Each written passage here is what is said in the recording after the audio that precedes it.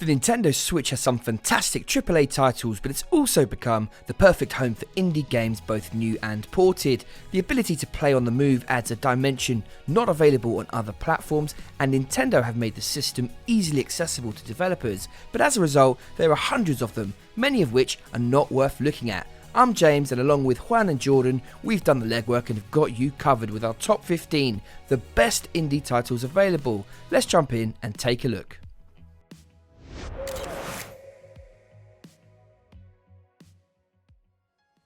Kicking things off with my personal pick of the bunch, it's Stardew Valley, a true labour of love from Concerned Ape that took 4 years to make. The story is that you've inherited a derelict old farm from your granddad. A heartwarming intro sets the scene of you turning your back on the rat race life you've had and setting out to live off the land using a few broken tools and a handful of coins. There's a definite message that warns about the stresses of modern day life and getting back to living a simpler life. But it's the addictive, perfectly designed gameplay experience that keeps you sticking around for hundreds of hours. You are free to explore and find your own path. At first, with your rustic tools and no clear idea of what to do, you will slowly clear up your land and plant a few measly crops. Stick with it and you will find a rhythm that suits you and leads to a successful large farm. The visuals and audio are brilliant, and there's just the right amount of RPG-like elements in this farming and life sim to give you that sense of progression. But the beauty here is sticking in your headphones and whittling away into the long hours of the night, creating a sandbox that you can be proud of. The small details, from the turning of the seasons to the relationships you build with your neighbours, make this a wonderful experience. It truly stands out from other games. The developer has done a good job of introducing updates including multiplayer, and the game just gets even better. I can wholeheartedly recommend this to everyone. It's such a stunning game that's so different from everything else out there. For me, it has to be Hollow Knight, which is an absolute masterpiece and one of the best Metroidvania games I have personally ever played and reviewed on this channel, bestowing it a very rare 10 out of 10. The story is told subtly, encouraging you to connect the dots with your imagination, but one that wants you to discover more. The soundtrack by Christopher Larkin is atmospheric and a joy on the ears, as are the little detailed sound effects. Like any good Metroidvania, there are plenty of areas to discover, and each one feels unique, from the jungle underground complete with swirling leaves to the lake where it always rains. Everything looks gorgeous. Each character has little animations that give them a sense of personality, and the bosses look absolutely awesome and hard as nails too. You'd never suspect this game was made predominantly by just 3 people from Team Cherry. Such is the level of detail here. Large world and an intricate detail in the audio and visuals, but of course none of this brilliant presentation or storytelling would matter if the gameplay wasn't up to snuff. And that's where things get even better. The controls are tight, superb. Slashing around with your little friend and jumping around feels right and tight. I love the mask system, which each represents a life and you can replenish them by killing enemies. The game is tough but not unachievable, which for me is a good balance. The game does use charms to let you tailor your knight to your preference, whether you want to specialise in range attacks or become a speedy slasher, all of which leads to a deep and engaging game with perfect progression. It's a large game with lots of areas to explore, and you get all the free DLC. Cannot wait until the sequel. Quite simply, if you haven't played Hollow Knight, you're missing out on an absolute masterpiece. For me, it has to be Dead Cells, a Metroidvania in which the combat is glorious. It's free-flowing, snappy, and makes you feel totally badass.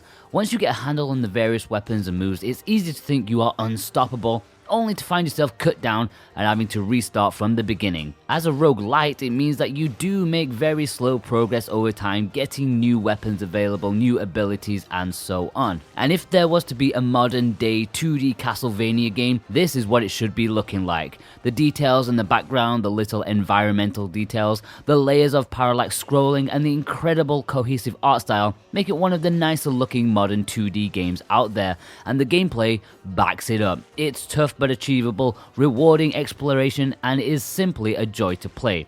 Dead Cells is the game that just keeps on giving. Just when you think you've got a handle on it, just when you think there's no more left to see, just when you think you've reached your skill limit, Dead Cells tells you you're wrong and shows you more and more. Supported by a fantastic soundtrack and a reasonable price, you cannot go wrong with this one. Highly recommended by me. Enter the Gungeon was a game that I reviewed and loved, then continued to play from time to time because it's such a blast to play. The Switch has no shortage of roguelike, twin-stick shooters, and Enter the Gungeon is up there with the best of them. The dungeon is laid out really well. You don't get those random rooms that don't quite work here. The variety of guns and humorous nature of some of the crazy weapons makes for great moments, and the sprinkled in humour and detail make for superb experiences. The aptly named Demonicon that shows you which guns and enemies you have faced gives you that sense of wanting to experience and collect everything. Add to that healthy updates from the dev and throw in co-op and you have the perfect dungeon crawler. But most importantly, it's just a blast to pick up and play and controls so well. The premise of Golf Story is that you as a kid had aspirations to become a golf pro, but unfortunately failed. Fast forward and you're the underdog, determined to make your childhood dream come true and get out there proving them wrong. It oozes that SNES era charm through its lush pixelated graphics and a soundtrack that seems to pile the pressure on as you're making those shots. The beauty of this game is how it has managed to take two perfectly standalone genres and mix them together with such aplomb. Such a harmonious coming together which really makes the game a delight to play and one which is ultimately very fun. It's a game you'll not put down until the credits roll. It really is something unique and special. I'm not a golfing fan per se, other than watching Sergio Garcia win his first major, but I am an RPG fan, and I like taking part in lots of fun challenges, which is not all purely golf orientated. There is loads of enjoyment to be had if you just give this one the chance, and if you do, it will seduce you with its charm. I couldn't put it down, and the variety in this game is outstanding. You'd not have thought you could have so many things and do so many things with golf, but it's fantastically imaginative. A must buy. Wargroove was an absolute phenomenon when it released on the Switch very early this year. It really channeled that lust for another entry in Nintendo's Advance Wars series, and it does a stand-up job. Polished quality in terms of gameplay, plus a soundtrack that is amazing. This is one of the must-have games on the Switch, and not only in terms of being an indie. This stands toe-to-toe with the big boys of the genre, plus it came with an incredibly affordable price tag. It's also worth noting that it very recently got a physical release with some nice goodies, including a download code for that awesome music that I mentioned. Wargroove is a must-have. Hyperlight Drifter is a masterpiece set in a glorious neon pixelated world. What I love is how the game manages to portray a deep story without any language, text or voiced. What you do know is that your home world is invaded and you play as the Drifter, a caped sword wielder who clearly isn't well as you spew blood from time to time. The world setting is fantastic. There are giant dying titans and a shadowy monster lurking. My personal take is that this is a world in the distant future where technology is almost forgotten and old, but the beauty is you will see what your mind interprets. Combat is punishing and twitch sensitive. The game blends RPG and action gameplay extremely well, and the special edition on the Switch is the definitive version full of small upgrades. It feels perfectly at home on the Nintendo Switch. The game feels a bit like a SNES Zelda, but that's not to say it's not original. It definitely has its own personality which oozes through the difficult and unforgiving gameplay. You won't be taking on 20 enemies at a time here. It's all about mastering the dash and slash controls in order to progress through the game's open world. That is, if you could take on the enemies in your path.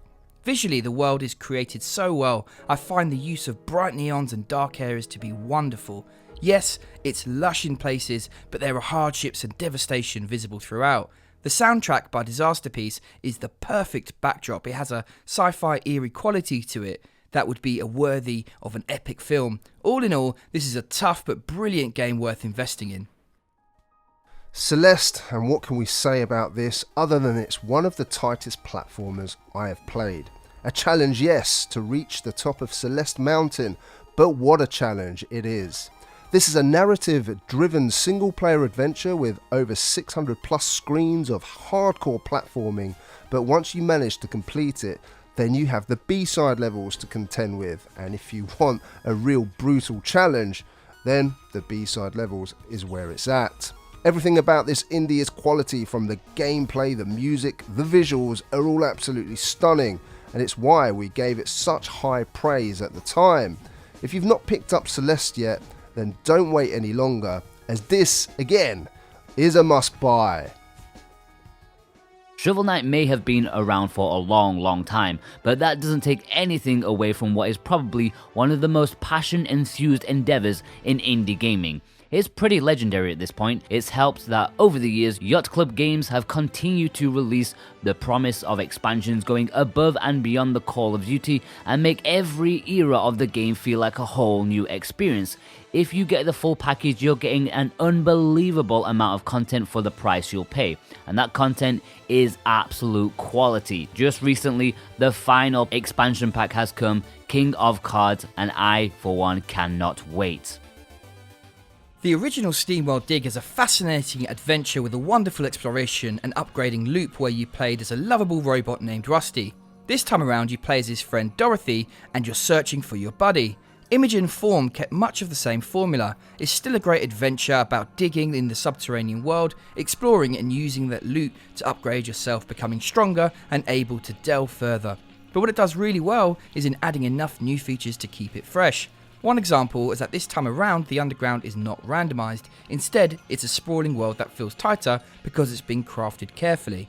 This time around the RPG elements have been ratcheted up, the puzzles have become better and the platforming is tighter, all while still set in a gorgeous steampunk world with great soundtrack. This is a joy to play and a must for almost anyone. It doesn't alienate audiences like other hardcore titles. Axiom Verge is one of those games I always come back to once in a while, such as its quality, and to think this was all made by one man, Thomas Happ. You control a scientist named Trace who, after suffering from a bad injury, wakes up in an ancient high-tech world. If you love Metroidvanias with a healthy splash of exploration, action and some great boss battles, you cannot go wrong here. The audio is great and so are the visuals. This is an absolutely essential game for your collection.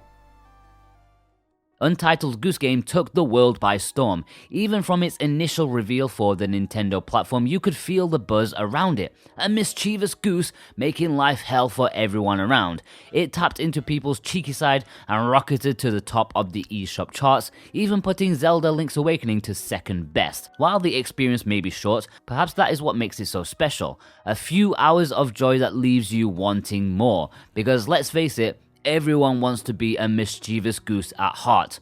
Honk.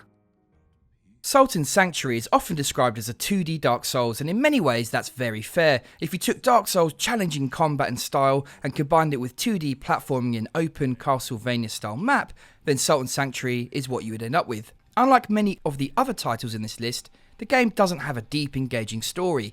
With very little fanfare, you find yourself in this bleak world, struggling to survive and progress, with a focus on its excellent combat. And excellent is right. Like its inspiration, a wrong move means death. You will die a lot. But for all the frustration, the flip side is the sense of accomplishment when you finally take down some monstrous, unfair boss.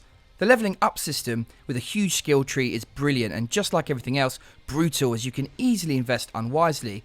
The look of the game is not for everyone, but I find its dark and atmospheric look with a cartoony style laid on top to be appealing. Interestingly, for me, this game, due to its tough nature, is best enjoyed in small sessions, making it a great fit for the Switch. If you are after a punishing adventure, then look no further. Cuphead is a tough one. This is the most unique game you'll ever see in terms of its visuals, if you've not seen already. Absolutely stunning artwork using traditional hand-drawn cell animation, taking us back to cartoons from the 1930s, and with a stunning musical score to match. This is a run-and-gun boss battler of the highest order, with one of the toughest challenges you're going to face. Maybe you want to play along with a friend in co-op, only make sure they are of an equal skill level. Beat this game by paying your debt to the devil, and you can rest knowing you are a talented gamer. Into the Breach is a turn-based strategy game that has the player defending cities from invaders on miniature-style battlefields. What may seem cramped or unambitious to the onlooker is actually one of its biggest strengths, as it's just pure, distilled strategy. It's notoriously tough to master, but you'll quickly realize that any defeat is usually of your own making as you fail to read the situation well enough. Enemies always show you what they're gonna do. Do you have the wits to keep up with them? It's a brilliant little package that will certainly satisfy those strategy fans with high expectations. And there you have it, in our opinion, the 15 best indie titles available on the Switch. What are your favourites? Let us know below. If it's your first time here, then thank you very much for watching. Every week we release reviews and lists like this one. Plus, every Sunday we scour the eShop to find the best bargains, and every Monday we summarise the new physical releases on the Switch, so be sure to subscribe. In fact, once we reach 50,000 subscribers, we'll be giving away a Switch Lite along with a copy of Link's Awakening. All you have to do to be in with a chance to win is subscribe. You can also check out a handy written version of this list at switchwatch.co.uk. That's all from us today. Thank you very much. Take care.